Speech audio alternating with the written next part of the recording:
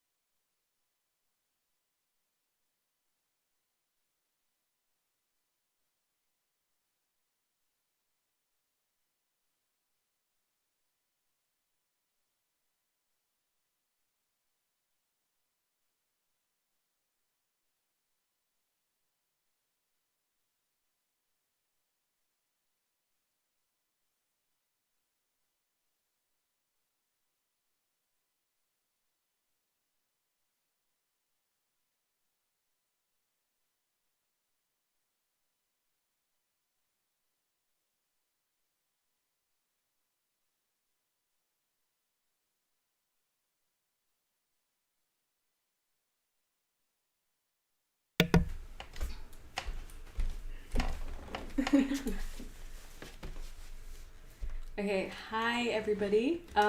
Welcome. We are super grateful for you guys taking the time to join us this evening. This format of sharing our senior projects with you is super new to us, and so we apologize in advance for any technical issues. If you find on your screens that the audio is out of sync with the video, try refreshing the page to help adjust and resync the live stream. A recording of this live stream and the images of artwork that will be shown will be posted on the COA Art website, the link to which we will share with you in the coming week. If you want to revisit the reading or take your time looking at the artwork, you can do that through the webpage. We decided to do a collective showing of our senior project work because we've spent the past 4 years sharing spaces. For our senior projects, we all crafted creative projects about our starting points, the places we began, the places from which we identified here and there. But now we all work from the same here, as in we are making work from College of the Atlantic, Bar Harbor, Maine, USA. Yet it is not the same here because we are each oriented to this particular location differently. That's why we invited you all to move in and between places with this live stream event where Rayna and I will be sharing our written work and with a showing of selected artwork by Priyam. We hope you enjoy it, and how it will work is that each of us will introduce our work, then show a piece or a section of our work, and then that would be it. Okay, thank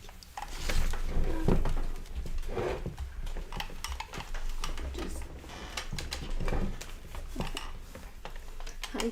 you. So I'm Ana Maria, for those who don't know me. I called my project Tejidos, which translates to weavings or fabrics, because I think people are fabrics of stories, woven by the histories and peoples they come from, the dead and the living. And I would like to thank all of those who have woven with me in this process. Mami, gracias por siempre rezarle a tus muertos para que no nos desamparen. He aprendido de ti a acordarme de mis muertos contando cuentos. Gracias por transmitirme esas historias, por compartir conmigo tus cuentos que me llevan por todos los caminos que tú y tus antepasados han caminado para que estemos aquí. Mami, thank you for always praying to your dead so that they don't forsake us. I have learned from you to remember my dead by telling stories. Thank you for transmitting those stories to me, for sharing with me all of the paths you and all of those before you have taken to get where we are.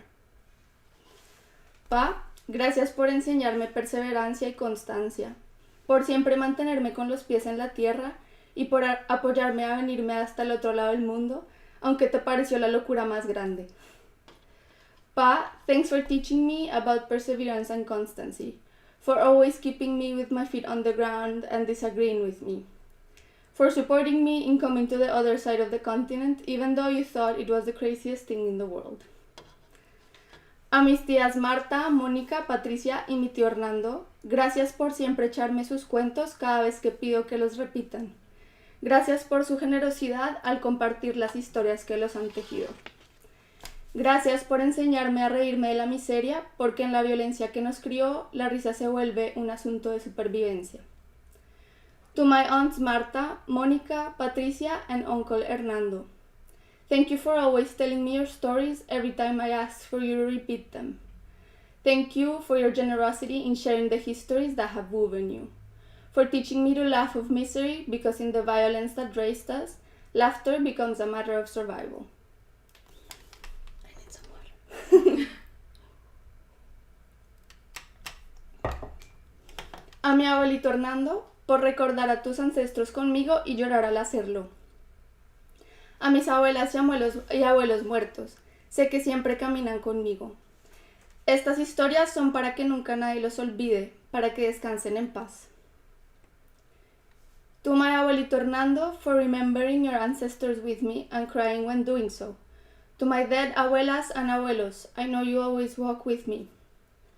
These stories are for you so that no one ever forgets you, so that you rest in peace.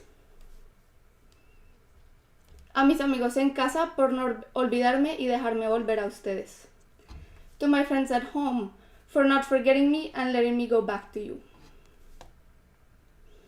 A todos los que fueron asesinados y desaparecidos en mi país por creer en un camino diferente. To all of those who were assassinated and disappeared in my country for believing in a different path. To Karen, for your generous attentiveness to my writing and your open heart to my stories and the lives of my family, for introducing me to great works narrated by women's voices. To Dan, for your great humor. Thank you for laughing with me at the misery of the endless wars in my homeland, for your big hugs, and for helping me to find my narrative voice in the places where my family's stories unfold. To Rayna, for reading this writing process with me, for being a compañera throughout these 4 years, for sharing your readings with mine. To Indy, for reading my work in both Spanish and English and helping me out with the endless task of translation. To Priyam, for being like water and sharing your timeless creativity in collaboration. And to Jody, for helping us facilitate this space and spending hours with us rehearsing this. So I've spent the past year working on writing down my family's stories. Stories that I grew up listening to. I recorded my family members. Then, from the transcription, I wrote short stories in Spanish, which I then translated into English. I also wrote 3 lyrical essays on the 3 regions where the family stories take place. Those places are La Guajira, which is a desert region in the Caribbean of Colombia, and where my mom grew up. Bogota, the capital city of Colombia, and where I grew up, and it is in the Andes. And Caquetá, a region where the Andes and the Amazon meet in a place torn by war and where my parents met. Throughout this project, I wrote a lot about death, violence, war, and political oppression and abuses that have torn my country apart. But today, I chose to share one story called The Sweet Island in the Salty Sea, which is a story about hardship that my family had to go through.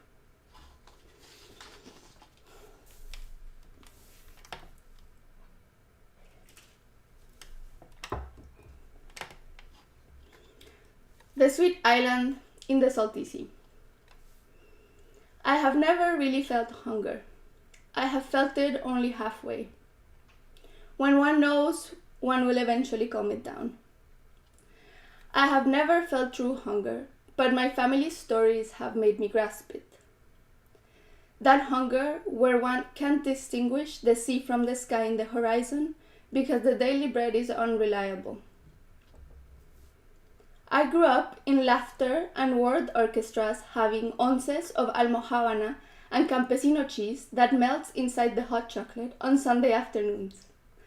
I grew up in the 1412 apartment of Tower 1 in Colseguros, that old building complex of wet earth colored bricks that rises from the corner of Calle 22 with Carrera 30, next to the Plaza de Mercado of Palo Quemao, a few blocks away from the center of Bogota.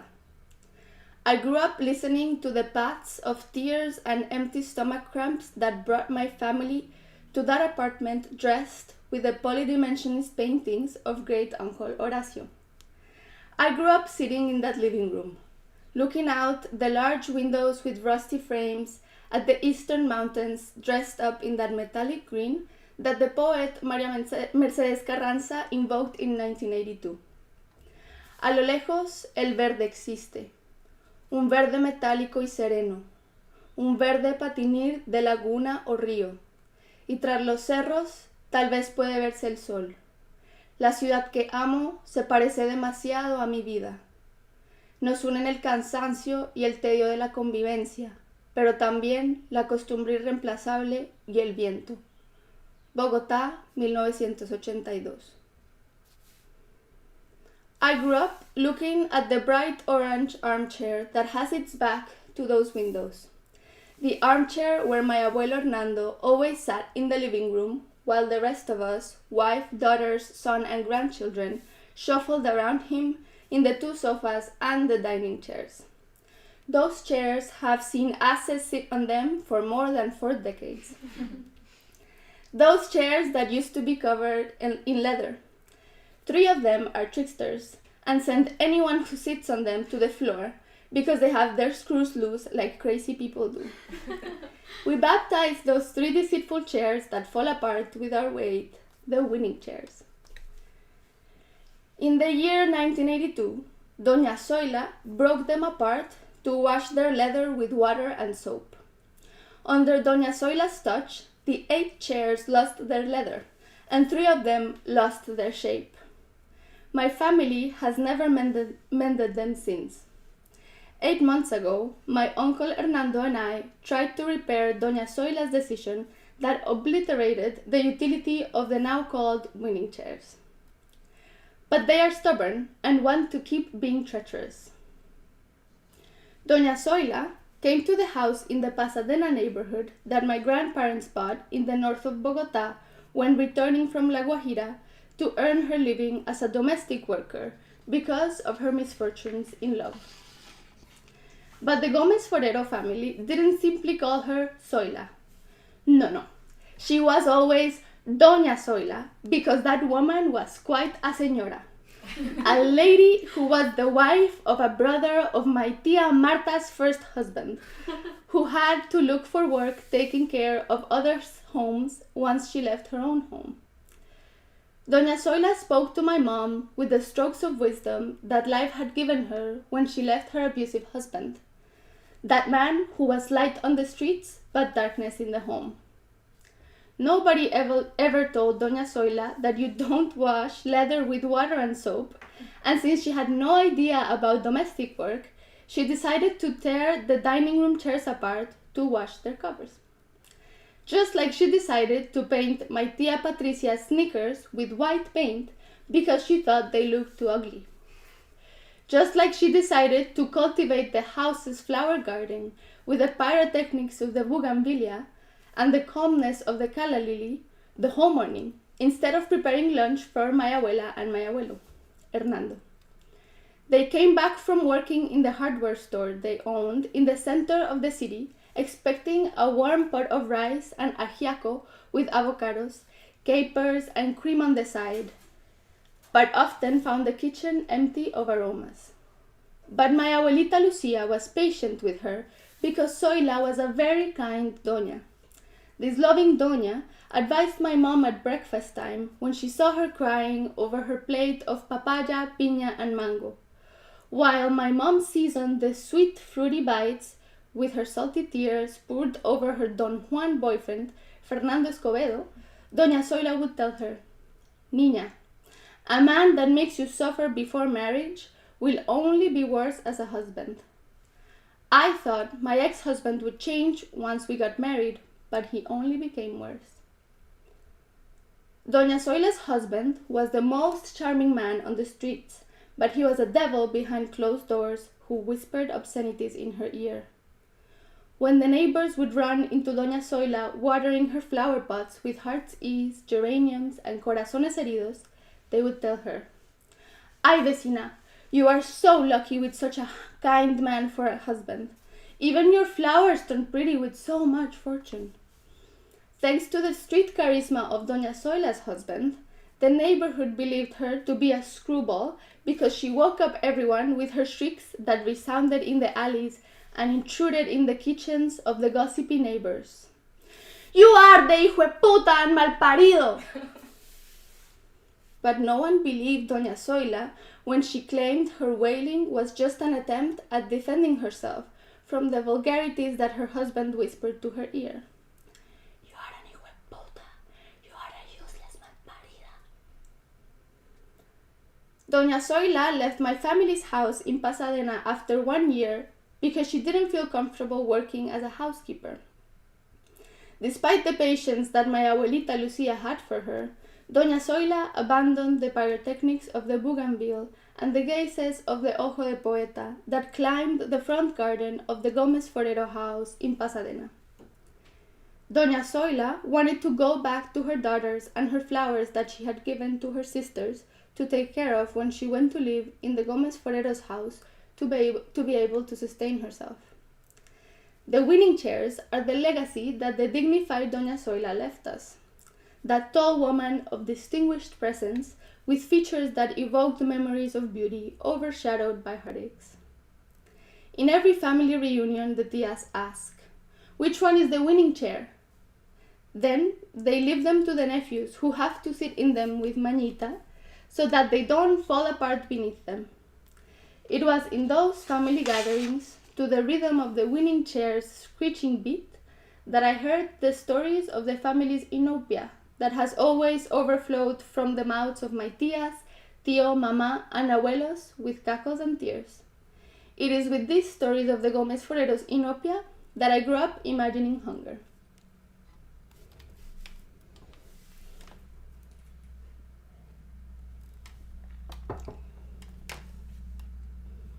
The friends and relatives of the Gomez Forero family that came to the Batan neighborhood to pay them a visit always smelled the cinnamon aroma when turning the corner of Calle 128 at Carrera 47. Their mouths watered, anticipating raw cane sugar tea as they knocked on that red metal door that seemed to hold that little cozy brick cube where Hernando and Lucia lived with their daughters, Maria Victoria, Monica, Patricia, and their youngest son, Hernando. Hernando, the father, always thought the bricks of that house were the color of the Cañón del Chicamocha, the canyon in the Santander region sculpted by the river that has seen his mom, Julieta, being born on its banks in the town of Capitanejo. Waiting for someone to open the door for them, the Gomez Foreros visitors could already predict the greeting that would receive them. Would you like a dulce de breva? The opening of that red door always welcomed them with a small portion of that typical dessert that sweetens all the neighborhood stores and corner cafeterias in Bogota. But in the Gomez Foreros' one-story house, the sweet dish was not served according to Santafereño tradition, with campesino cheese and arequipe caramel. The absence of cheese and arequipe always drew the visitors' attention. However, they decided not to mull over too much on the matter as they concluded in silence, while they bit the soft figs bathed in syrup, that it must have been Señora Lucia's audacious and minimalist touch. This Señora Lucia is a visionary, they thought. Modernizing tradition, they whispered, as the cinnamon and raw cane sugar mixture coated their palates. No one would have thought that in a neighborhood in the north of Bogota, it was a lack of coins that took away the cheese and arequipe from the dulce de breva. What the Gomez Foreros visitors didn't know was that the love for that traditional Santafereño dessert was not precisely the reason why a plate of that sweet and viscous mixture always welcomed them. What the visitors didn't know was that the lack of campesino cheese and arequipe caramel was not due to an attempt to modernize tradition. The dulce de breva was the only thing that the Gomez Forero family had to calm their hunger because the unemployment of Hernando and Lucia and their daughters Maria Victoria, Monica, and Patricia was not bringing any bread or arepas to the table. Those figs in that spiced syrup were not served with campesino cheese or arequipe because there was just enough to buy the cinnamon and raw sugar cane. The gigantic tree that gave fruits all year long brought the figs, and those serene green mountains, where rivers are born, brought the water. The fruits of that fig tree alleviated the rumbling of the 6 stomachs that shared 3 rooms, 1 living dining room, and a backyard. The exhalations of that steaming pot that Lucia stirred every day impregnated the corners of that modest but cozy house with a sticky, syrupy texture. When lunchtime came to the Batan neighborhood in the north of Bogota, the Gomez Foreros' little brick cube became a sweet-tasting island amidst a sea of salty flavors. While the women of the neighborhood filled their kitchens with steams smelling of hogao, Andean potatoes, stewed yuca, fried plantains, meats marinated in oregano and thyme, profound aromatic broths of guasca and bay leaves, fresh vegetables and fluffy rice, Lucia filled her kitchen with that unmistakable steam of panela melting and canela cooking. Only the family knew what that steam of sweetness meant. The only thing that was bearing fruit in the house was the fig tree. While the men of the neighborhood came back from work and loosened their ties, Hernando devoted himself to picking figs from the tree. Carefully, he examined the green fruits that seemed shaped by a kiss. Then he sorted them and chose the best ones to throw into the pot that Lucia stirred. That pot was so big that from the backyard, Hernando couldn't see Lucia standing behind it in the kitchen. To this day, Hernando The sun detests the dulce de breva because those sweet days left a rather bitter taste in his memories. For certain periods, his adolescent mouth couldn't ask for anything else besides dulce de breva because it was the only food to eat at the house. But one thing is true. It wasn't just some dulce de breva, but a humongous pot full.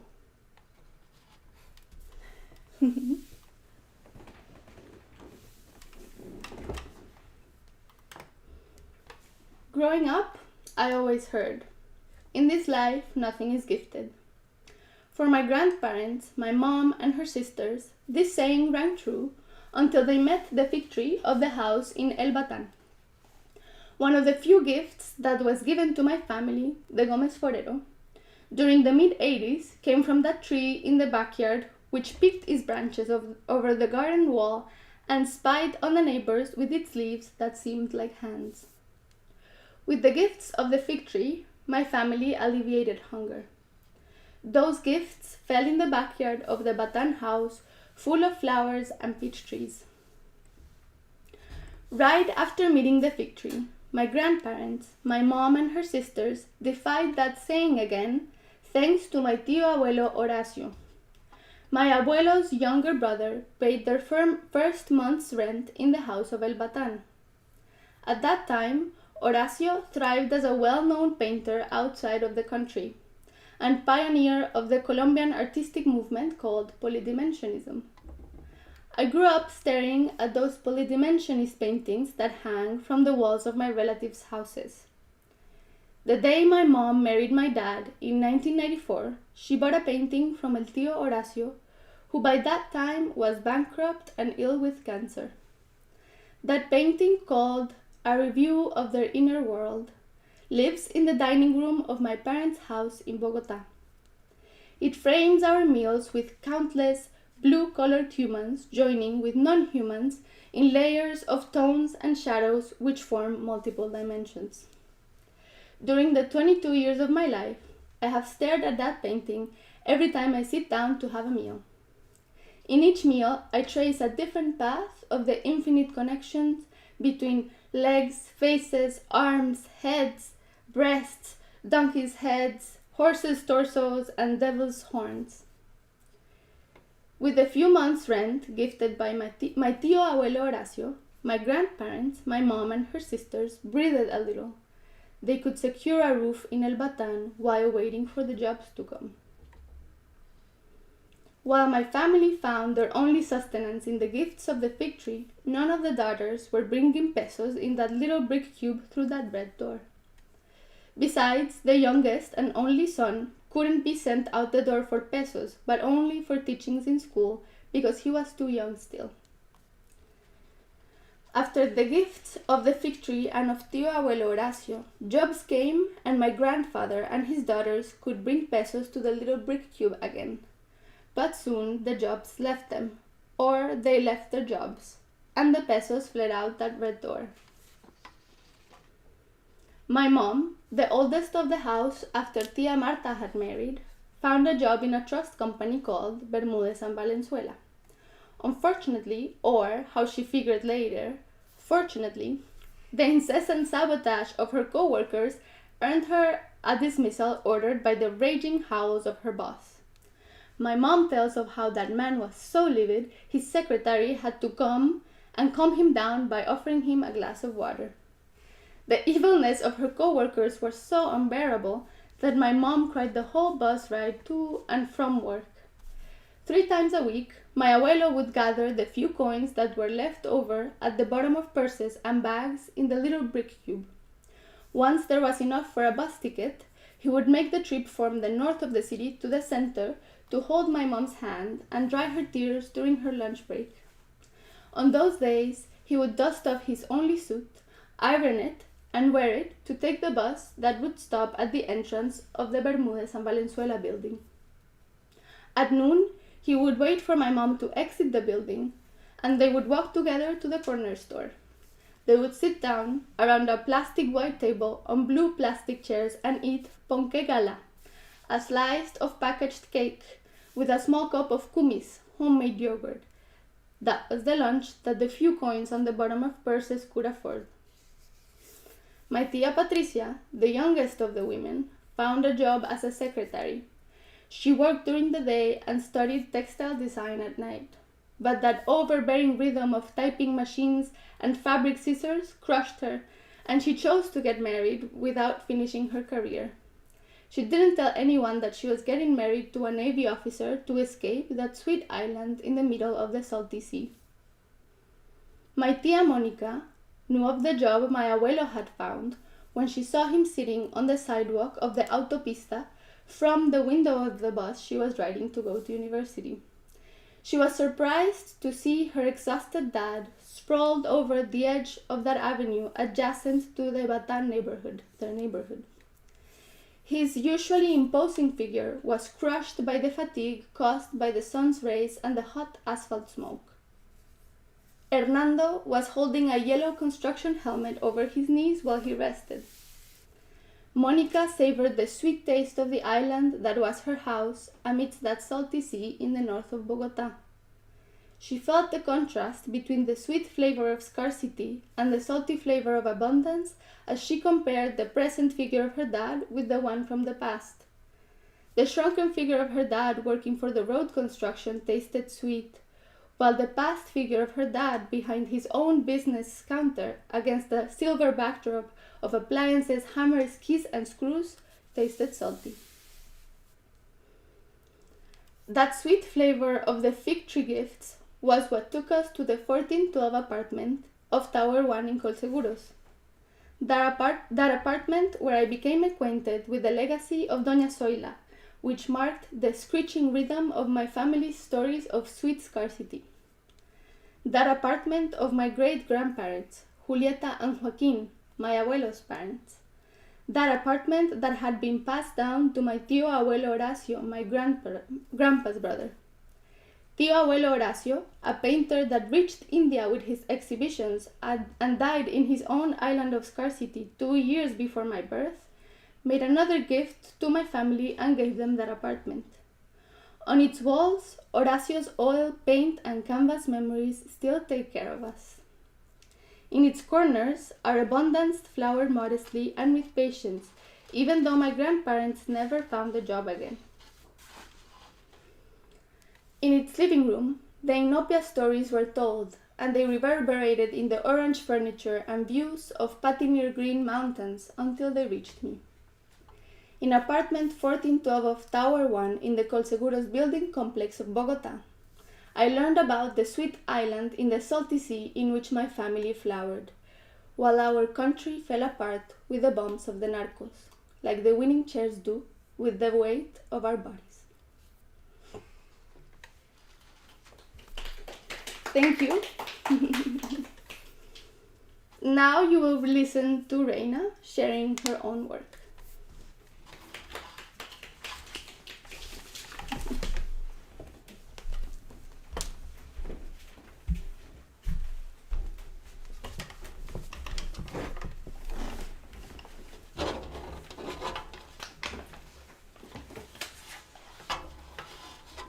Hi everyone. Gonna have some water.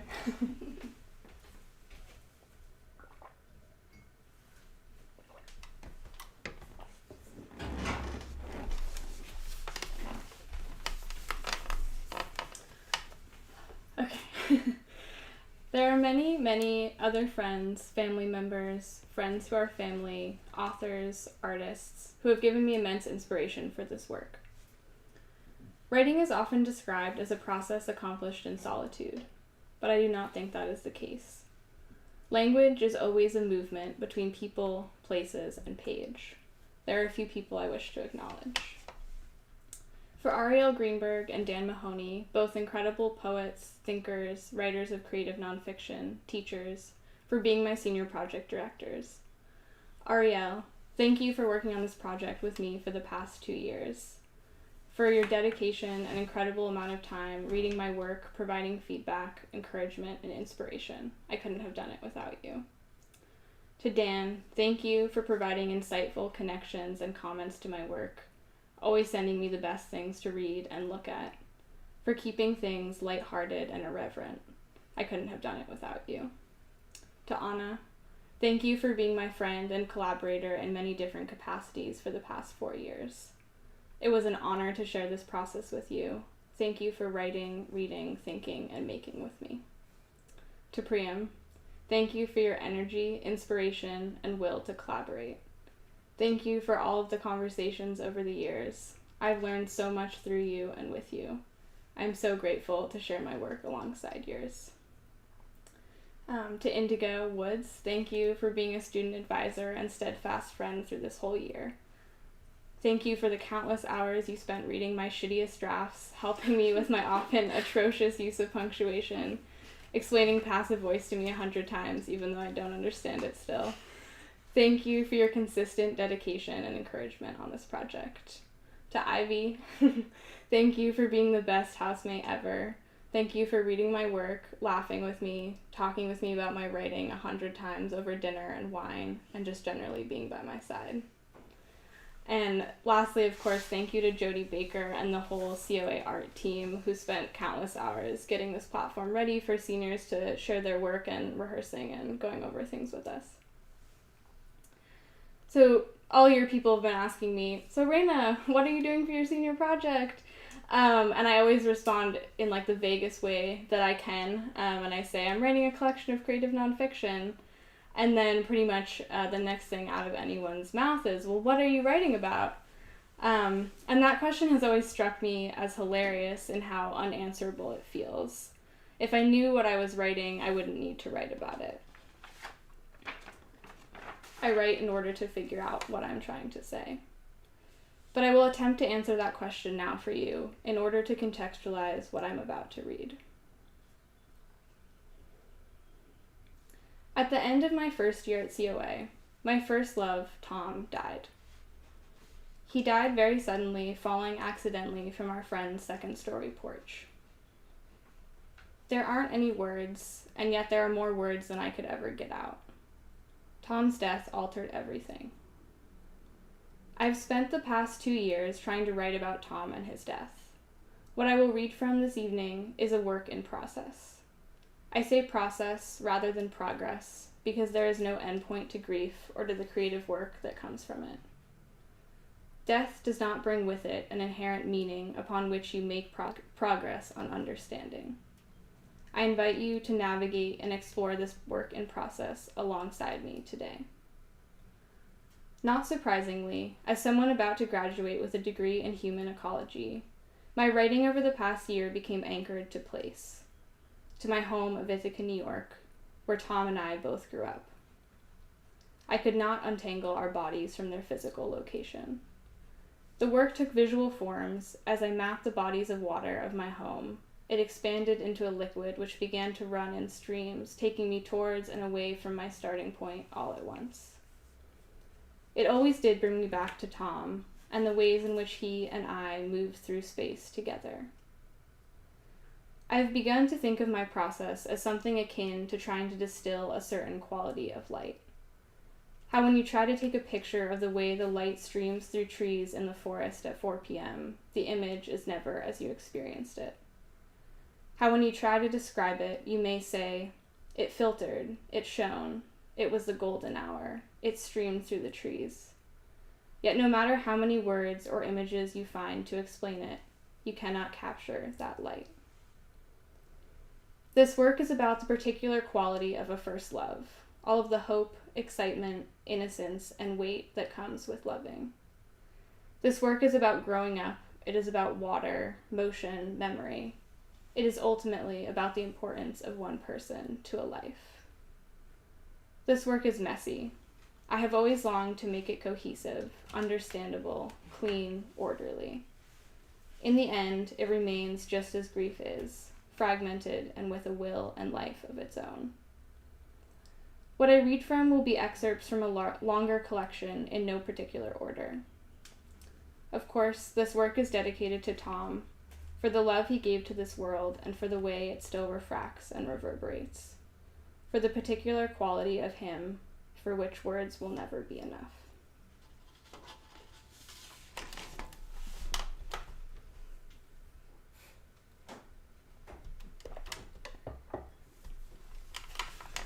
So I'm going to start by introducing you to one of the places that I could not seem to move away from.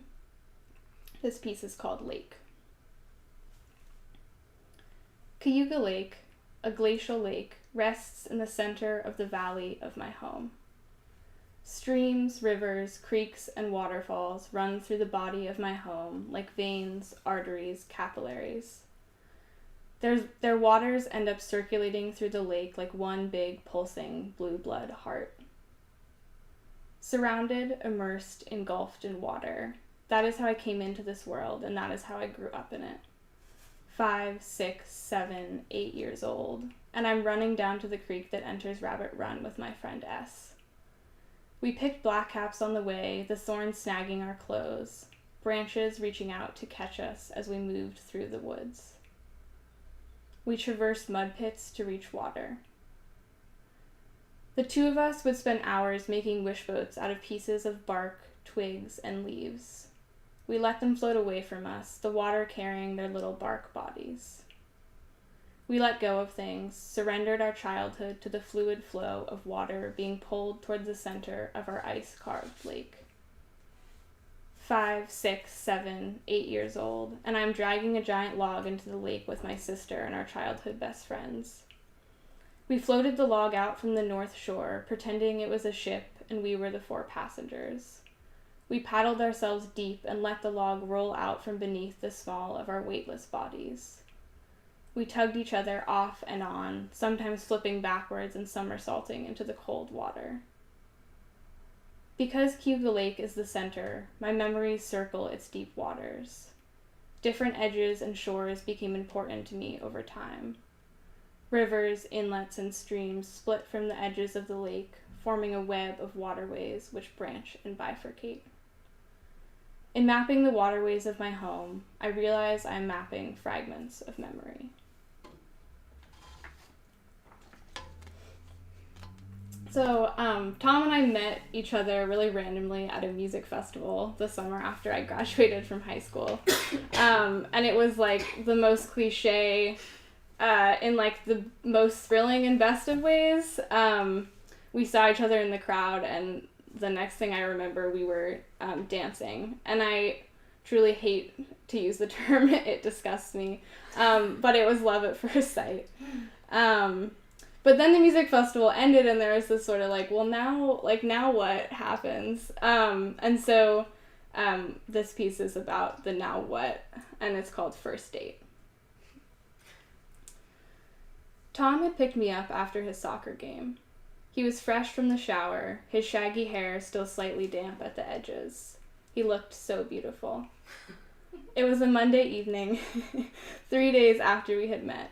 It was the first time we went on a date. Tom and I sat on the big rocks at East Shore Park on the edge of Cayuga Lake. The sun sank lower and lower, almost touching the water. One big orange beam reflected on the surface, a pathway towards the sun. Our bodies sat close to one another, but we didn't touch. We had danced those first 2 nights away until the sun rose hot over our bodies pressed close to one another. Sweat had broken down any barrier that existed between us, but as we sat on those rocks, we were still timid, unsure of how our bodies related to one another without the music, the alcohol, the movement of so many other bodies around us.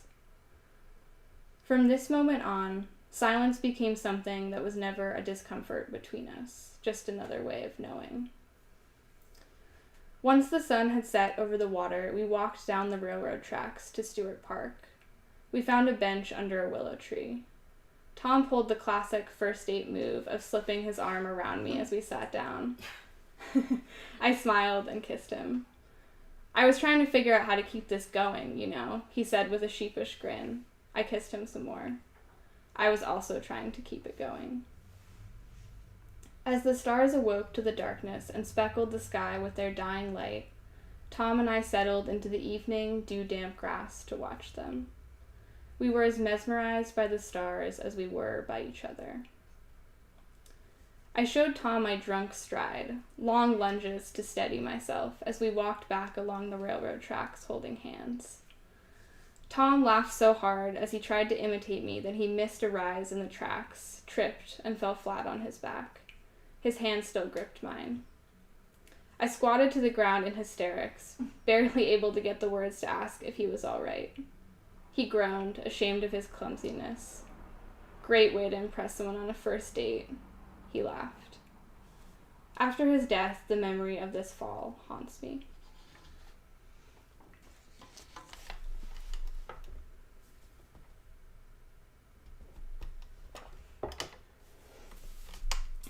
So this is sort of staying in place. This piece is about that place where Tom and I ended up on our first date, and a place which we returned to many times. This is called Water's Edge. Stewart Park sits on the edge of Cayuga Lake. The water there is at times filled with wood made smooth by the drifting and lapping of our lake. It is the place where the weeping willows drop their branches all the way to touch the grass, a reminder to be flexible, malleable to the world's weight, to let your body droop down and touch the supposed stability of ground. This water's edge is where I came as a child to swing through the air and run through sprinklers.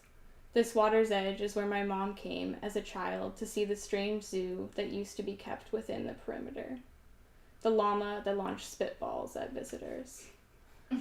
It is the place where I am told gay men used to come to meet one another in secret. They had to bury their love in the rivulets of the inlet. Their love was one which leaked and dripped before being pulled up by the fishermen who stand in green waders pulled high. They fish for lake trout who are fat with condoms, use needles, soggy white bread, and watermelon seeds slipped under teeth and through lip.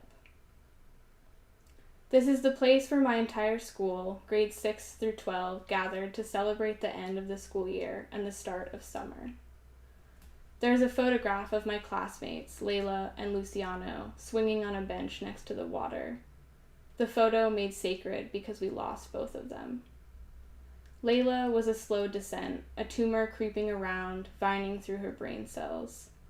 Luciano was fast and reckless. A car smashed and flipped off the highway, his body a scramble in the oblivion of concrete.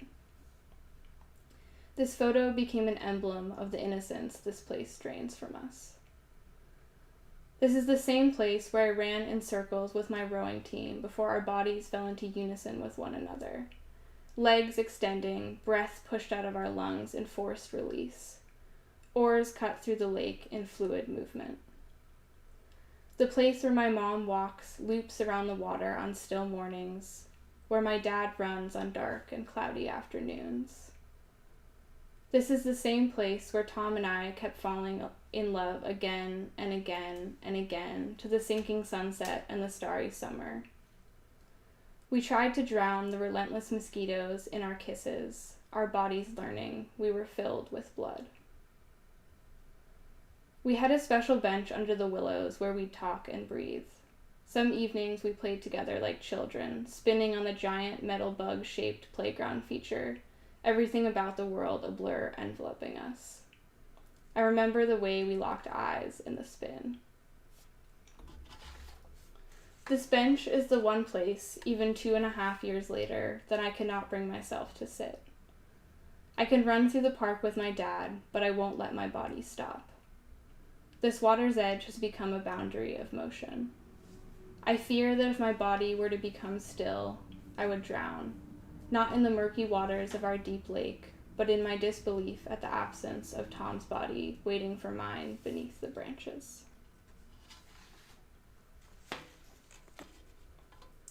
This next piece is called Tides. The February after he died, when everything in Maine was far, dark, cold, and gray, I walked in the early sunset of winter between the sea on a sandbar pulled high at low tide. I wish that I could share this place with him, the sand that appears and carries you from island to island, the sea moving away from either side of your body, the sea simultaneously moving quickly towards you. I thought about how the sea threatened to swallow my body. If it came, I would have to accept it, to accept death. The water moved ever tighter towards the sand, towards my body, in the cold dusk of winter. When I think of Tom falling, it is much like the sea on both sides. I think of the fall encompassing him, all of the water in his veins and cells and heart. I have a feeling that he accepted death, that he did not resist, that he sometimes longed to be swallowed by sea, by air. This longing was part of him. I can understand that. But what I can't seem to understand is how he could have died. At times, I knew his body to be profoundly alive within my own.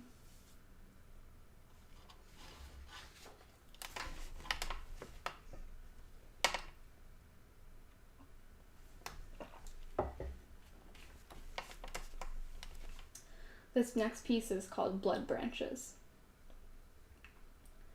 One night, as I undressed in front of a hotel mirror, I noticed the blue of blood moving under my skin. It was right after I had learned that veins in the human body display the same pattern of bifurcation as that of the way water carves a path through land. Under the fluorescent hotel light, my veins were electric blue. Blood branches traveling down the taut skin of my chest and across the soft rise of my breasts like little rivulets. This next piece is one part of a 3-part series, which recurs in my collection. And I think it goes back to the notion that I talked about in my introduction of trying to sort of distill this quality of Tom or of a first love. And I think if there's any piece that I've written that comes the closest, this would be the one. This is called Excerpts 1. 100 Adventures with Tom. The time we left the bowling alley late at night and my best friends hid in a bush and jumped out, spitting cherry pits at us. We took an unusual route home and ended up sitting on a bench in an empty park under the full moon. Tom, standing outside my house, his small bright turquoise Corolla parked behind him, grinning with his arms wide, me incoming for the hug. Laying at the edge of Cayuga Lake, 53 feet below sea level at its deepest, sandwiched between blankets, the edges tucked underneath our bodies to prevent the entrance of mosquitoes. Tom and I playing pool, and the only straight ball of mine to go in the hole is the one Tom accidentally hit in. Hiking up and around Cascadilla Gorge in the hot July sun, stopping to sit on rocks and put our feet in the water. Tom beating me at an arm wrestle while we were drunk. Him shouting that it made him feel horrible to win because we both knew that my arm muscles were more impressive. Tom walking barefoot around the patio he was building in his parents' backyard, his feet tender. He walked as though it was impossible to put the weight of his body all the way down. His pants were cuffed at uneven lengths. Going to see Ant-Man at the giant Regal Cinema because the independent movie theater had a plumbing emergency. Getting our blood pressure tested in the lobby of the Ithaca Mall at a kiosk. We were both alive, blood moving. Eating toast on the back of his parents' house, silent in the humid morning. Walking Tom to his car and encountering 3 raccoons that we thought were cats. Getting nervous, mostly laughing, stopping to kiss anyways. Waking up most mornings that we were apart with a text from Tom sent the night before that said, "I miss you."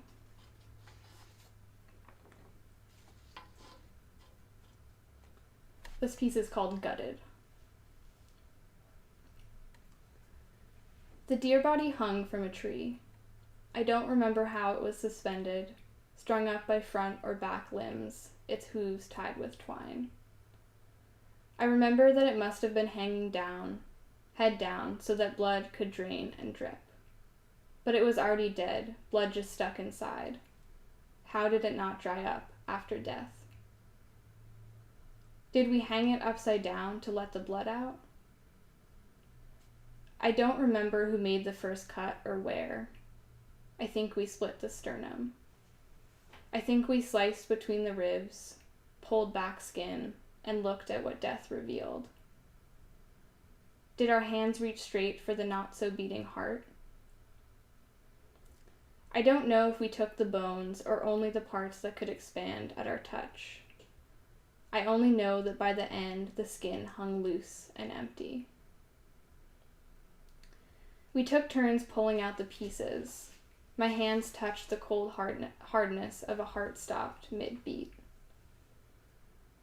We stopped to bear witness to honeycomb beauty, how life mimics life, mimics life, mimics life. There is a structure, a surface, a set of edges which make expansive that which is contained in an organ. Space. There is space in this body, even as we destroy what was self-containing. There was more space made by what was closed than there is by what death and our hands have opened of the dear body hanging in the trees. Later, we take the lungs from their resting place of translucent cold ice.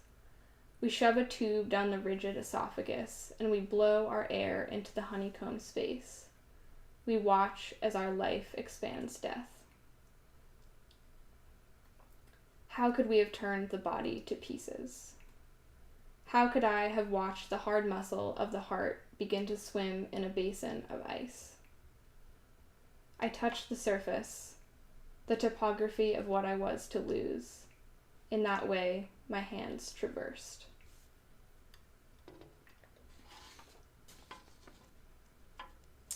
This next piece is called Law of Falling Bodies. The law of falling bodies states that in a vacuum, all bodies, regardless of their weight, shape, or specific gravity, are uniformly accelerated in exactly the same way, and that the distance fallen is proportional to the square of the elapsed time. The law of falling bodies states that if I had somehow touched Tom's body as it fell through the air, the outcome would not have changed. The law of falling bodies ignores the rotation of the earth, ignores the effects of gravity, ignores velocity, ignores resistance. The law of falling bodies does not discuss the way in which the body lands, the way certain parts of the body may hit the ground while others are momentarily suspended.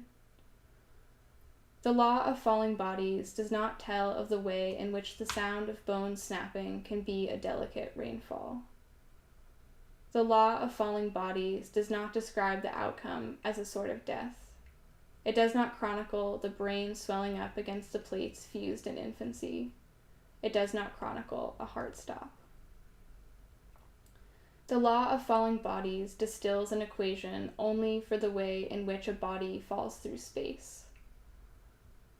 The law of falling bodies states that no matter the specificity of his body, Tom was always going to fall in the same way, at the same speed. The motion was inevitable.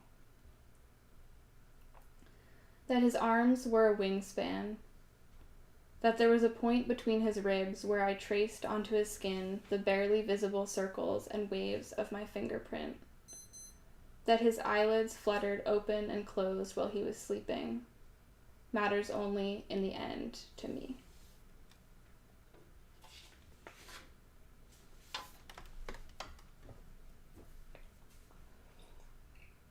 Just checking in, you know. So this piece takes us back in time to the morning after I met Tom for the first time, and I think all I need to say is that this piece is called Hickeys. The tent was clammy and unbreathable with summer sun air when I woke. A, E, and Z stirred beside me. We were hungover, sweaty bodies contained in nylon. We immediately began our debrief of the previous night. Who did what drugs, who kissed who got fingered in public. I sat up, and my friends laughed in disbelief at the horror that had become my neck. Both sides were covered in dark black and blue hickeys.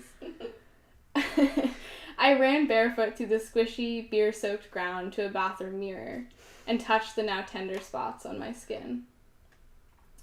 A and I went to my house in the afternoon to nap before returning to the festival. I had never come home with a hickey before, much less a neck full of them.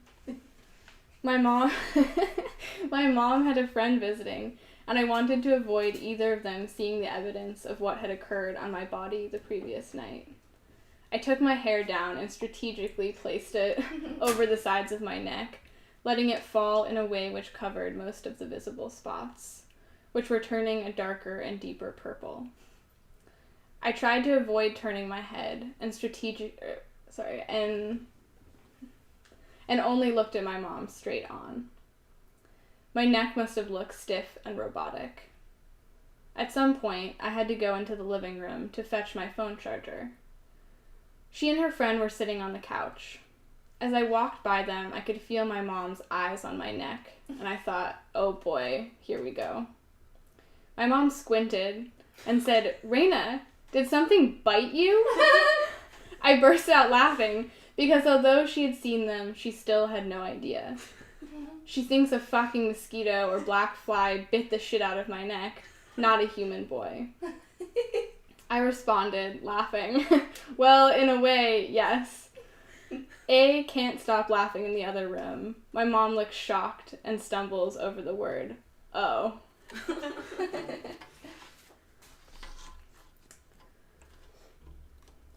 This next piece is called Porch of Death. The summer of Tom's death was a summer spent on the porch of death. In stagnant evening air, in fresh rainy dusk, and under dark starry nights, Em and I spent endless hours sitting on the porch that Tom fell off of. It was a sort of vigil. We stayed in the heaviness. We had nowhere else to go. We drank cheap cans of beer and smoked spliffs. We were careful. We got just fucked up enough. We did not go near the edge of the porch. We sat with our feet firmly planted. Sometimes we talked, other times we just sat there in silence, bearing witness to the porch to death. When I sat on that porch, I stared at the ugly neon lights of the parking garage a few buildings over. The lights blinked and shifted from color to color. I wondered if those colors were the last thing that Tom saw in his living. I wanted to know that Tom had seen something beautiful as his body fell through the air. Those lights were not the kind of beautiful I hoped for. Rather, the part of Fall Creek that flows behind and beneath the porch is the kind of motion that I hope Tom saw in his dying. Sometimes I think about the arc that his body must have made in the air. I wonder if his body actually flipped. I think it must have, in order for his head to have hit the place I think it did.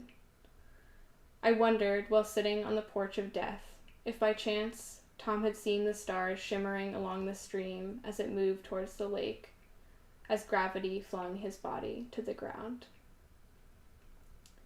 One night, while we were high, I told Em that I thought Tom had been all right with dying. I told him that I was confident that Tom had accepted his own death. I told him that I wanted to be able to accept it too. Em replied in the way that only he knew how. He told me that he understood what I was saying. Gently, he reminded me that it was all right to not be okay with Tom's death. It was all right that I was fucked up over it. We could be fucked up together on the porch of death. In a way, this is the conversation that I still repeat in my head day after day. I'm endlessly trying to figure out if I should accept Tom's death as I think he did, or whether I should just go on being broken over it. In this way, I hold Tom's death in my palms, two opposing weights of tragedy and release. Holding his death in this way is as gruesome as it is beautiful. In many ways, I still find truth in what I said to Em that evening on the porch. I want to find my own release and my own peace within the action, the motion that was Tom's death. In my inability to choose acceptance, I am still trying to catch him. To catch him, put him back together, put myself back together. At moments, I find some sort of balance in which I neither accept or get over his death or my grief, nor am I paralyzed by the reality of him being gone. In those moments, I am no longer sitting on the porch of death, searching for his every last molecule.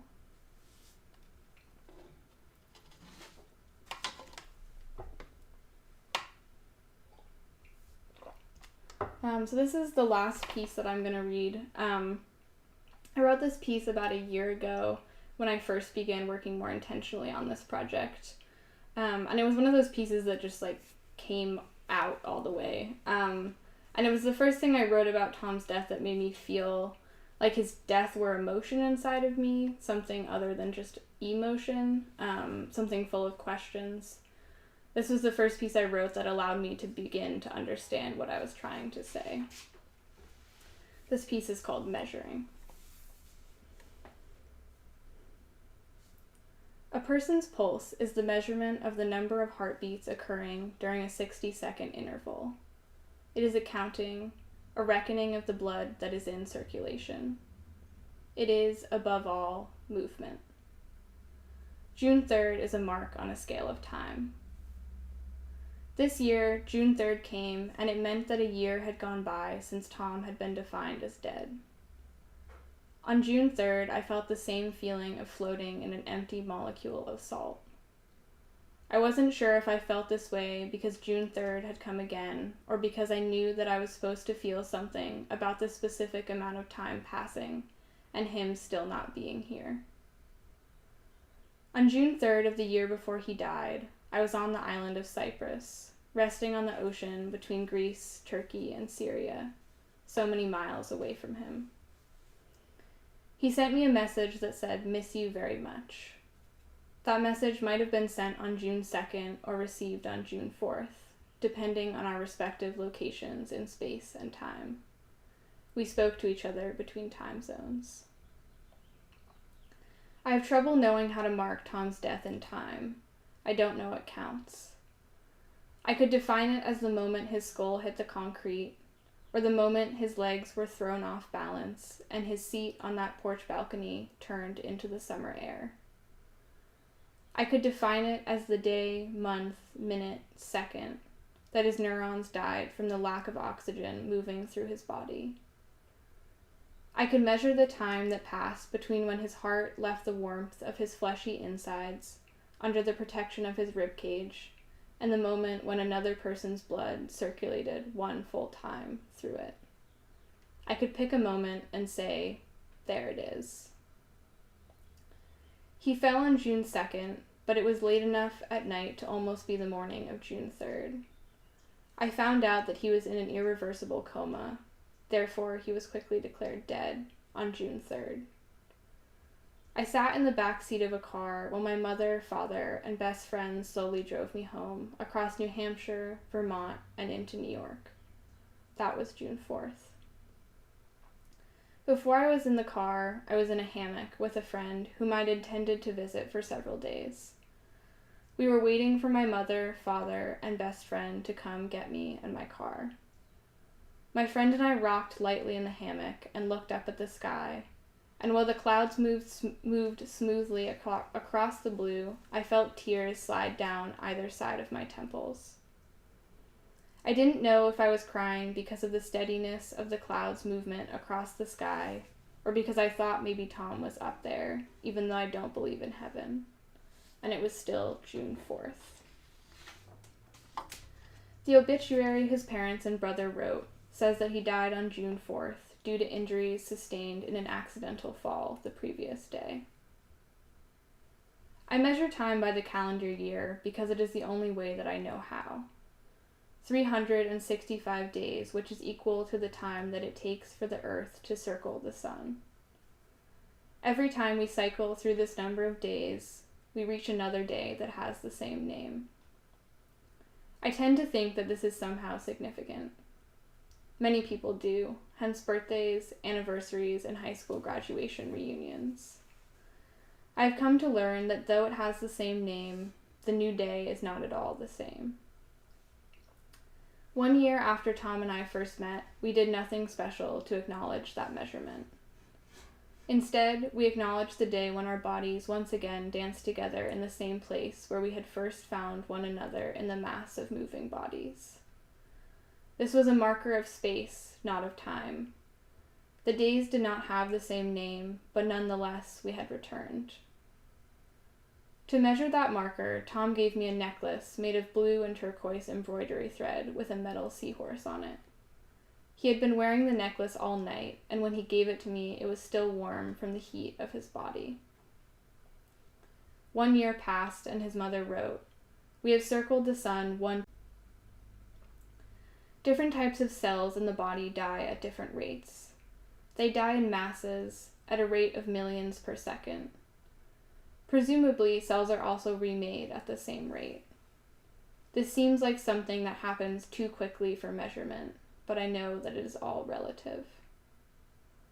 Why wouldn't I measure the passing of time by the rate of the death and rebirth of molecules which make up my body? I used to measure life as the beating of a heart, the time it took for blood to circulate the body once. This means that I was measuring the presence of blood in every vein in the body at the same time and calling it being alive. Now that this brain that I love has died, I am no longer certain of how to separate living from dying. Everything is moving all of the time, and sometimes I'm scared that because of this, nothing can ever be still. In other words, I fear that living and dying are both a form of motion, and therefore relatively indistinguishable from one another. Someone described brain death to me as the annihilation of human selfhood, and added that this disrupts the notion of being a whole organism. I heard this explanation and I felt as though I too were falling. I like to measure things in wholes, in full circulation. Perhaps this is a way of trying to understand myself as being whole. Tom is a body in pieces and molecules. Shouldn't there be a way to measure the ways in which I fell apart, and how parts of me died and others remade themselves when his body became separate organs that were alive even though he was dead? And shouldn't the way of measuring time have changed when he died? And didn't it? Thank you. It's my honor to welcome Priyam to share with you about her senior project work.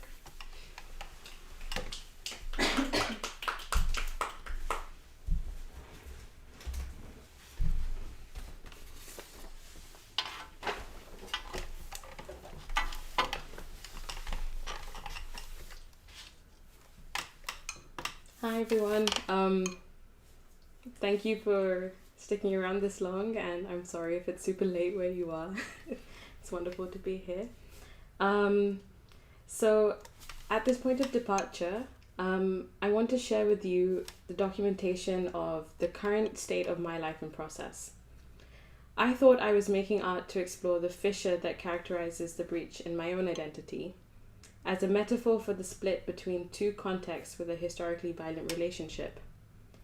In some ways, this relationship is inherent in what I do, but I want to be careful of representing history as linear. My issue with addressing history linearly is that history dies if it travels in a straight line from one place to another. How can all our spectres and spirits find a revelatory place in our art if we dwell in the present, gazing at our histories placed at a distance? Why is history still referred to in the past tense? That it happened. Is it possible in this present moment to clarify through obscurity the simultaneously undulating and haphazard way we experience time and our histories? Can I define myself by virtue of my relationship to you? The process of printing in intaglio exemplifies a dynamic relationship between the materials and the agent. I am an agent, and so is the acid that inscribes the topography of the copper plate. The plate is an agent that bonds with the ink. and when the paper is placed on top of the plate and runs through the press, the drum applies incredible pressure to facilitate a transference between the ink holding plate and the paper. While printing, I most enjoy the part of the process where I peel off the paper off the press bed and stop. That is the most static I am in the whole process. My face moves closer to the paper and the ink embedded into its surface, and then over to the plate, and then back over to the paper. I'm not making any choices at this moment. I'm absorbing what lifts off the paper and into the next cycle. This is a state. I'm still, but I don't think the state itself is still. States acknowledge their own nature as temporal, and when several states of impressions taken from a copper plate are experienced together, they articulate a living substance in space. Okay, so throughout, I stayed in process. I recorded, I responded, questioned, researched, and read. Parallel to those actions, I was printing, drawing, painting, sketching, designing. But most importantly, I wanted to collaborate and stay in dialogue. Not only through my making with myself, but through processing with others.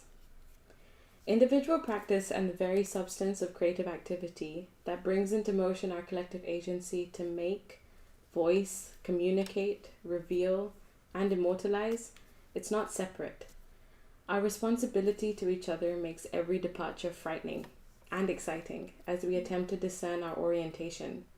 From here to where? In and out, through and around, in perpetual motion, I'm trying to render non-linearly, only to be left floating or swimming. Sometimes present, sometimes absent. Which forms reveal themselves to be the ones I habituate? Which marks map what happened? And at what point does the world unfold? So I'm going to share some images with you now. Anna, could you pull those up, please? Thanks.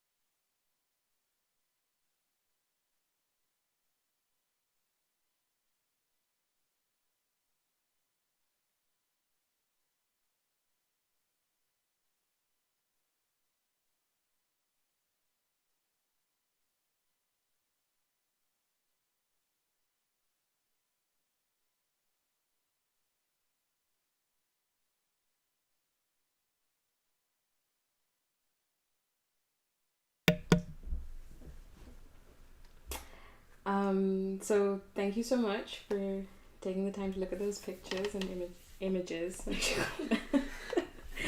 I wish I'd written more lyrical thank yous, especially after going after Rayna and Anna, but I look forward to the time I can thank all of you in person.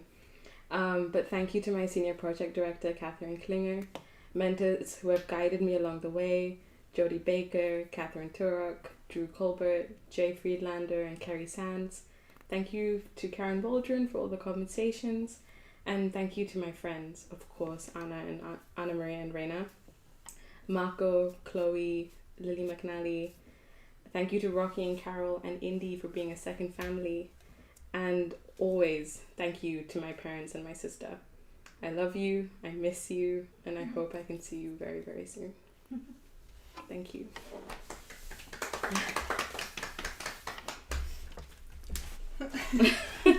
So we're just all back to say goodbye to you.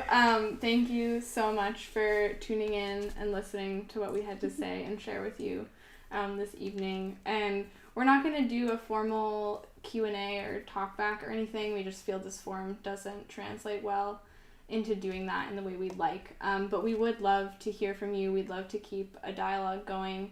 You can email any one of us, all of us. You can also email the COA Art email, coaart@coa.edu, if you want to keep the conversation going about our work that we shared this evening.